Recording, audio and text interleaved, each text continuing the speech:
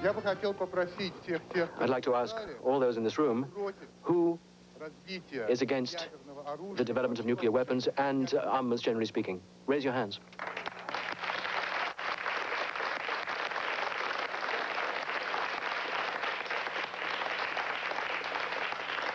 We're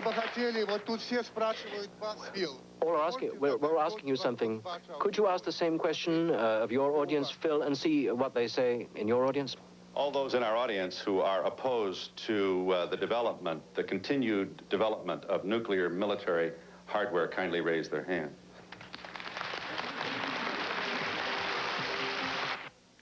What's wrong with that? Oh, that was shocking. That's like saying I'm for motherhood. Yeah. You know, I mean, what's wrong with saying, Phil, in that program, you should not have invited just the official representatives who want disarmament. You should invite, for example, members of the so-called trust group in Moscow. This is the independent peace group. Right. Unfortunately, a week after it's formed in June '82, the two co-founders were put in prison, psychiatric hospitals. Yep. But some of them are still in Moscow. You should have spoken to your real counterparts, not to these dummies. I think the point is that Phil has a controversial show, and you wanted controversy, and he didn't bring you controversy. Now, this might have been okay to have... No, there are charges that I am ill-equipped to set the record straight when I have a communist. You know... Look, well, I agree with them to a point. I agree with them to a point, but they're unopposed here also. You do agree with them, huh? Well, sit down. No, I agree with some of their points, but... I mean, they're unopposed here. Look, it's obvious that How do we know you're not going to lead us on a... I was here the second day that he was on, and I enjoyed him, and I thought you were good with him. Well, thank you very much. Yeah. I feel it's good that you spoke with Mr. Posner, had him here also. I feel it's good that you're here. You both have different opinions, but I think it's good that we have to sit down and converse with these people and don't shortchange the American people. Just like I'm sure everyone here feel that they are intelligent, they can evaluate people in their own perspective and see what they are like. We can't just close the door on people because we live different or our viewpoints are different. We have to talk with these people, him and others around the world. Are you there? I'm glad you waited. Go ahead. Yes, I want to commend you on your show, and I want to say to Mr. Loftin, he's asking about do we know what's happening with the communists in Afghanistan. I want to ask him if he knows what our government, the capitalistic government, is doing to the children in South Africa and is supporting. Margaret Thatcher and Ronald Reagan are, I'd say, the two biggest capitalists there are. And they send millions of dollars there every day, and they kill children defenseless, protesting for what they want. Now, don't you think when the communists go over there and offer them a better way, that's the way they'll take? Don't you realize that we're not doing anything for those people? And Ronald Reagan's saying they're better off now, and their children are getting killed every day than they will be with economic sanctions?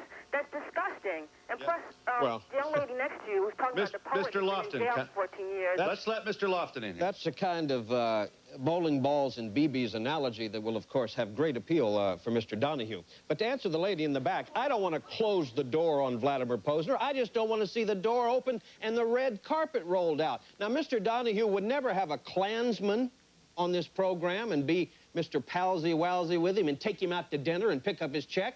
He wouldn't have a follower of Lyndon LaRouche here and do the same thing. He wouldn't have an anti-Semite that he would socialize with. So why do you do it with a communist? Why do you do it with Mr. Posner? Would you answer one question on this program? I wanted to behave somewhat like my own president behaves. He took Reza and Mikhail Gorbachev to dinner. So why can't I take Posner? What's the difference?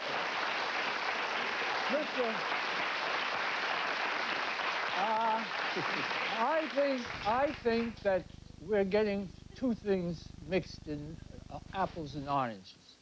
The fact of the matter is, I believe we should be polite with all people.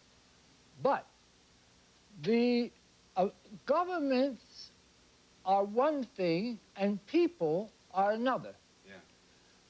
That poses a very real problem.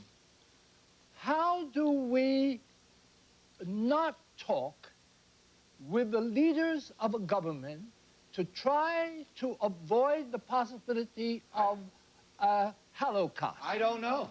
Now, I have no idea. I would like, therefore, to propose that sometime, Phil, you have a program on that particular problem. Well, yeah. Because there is a very serious matter involved.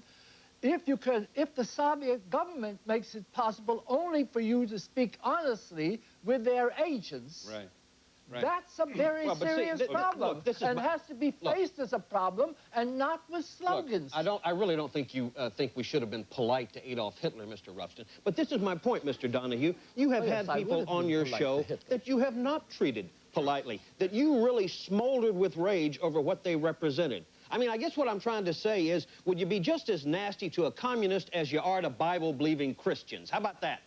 Nasty? Yes, nasty. I've seen you question a little born-again Christian gal, sweat breaking out on her upper lip, asking her if she thought all Jews were going to hell.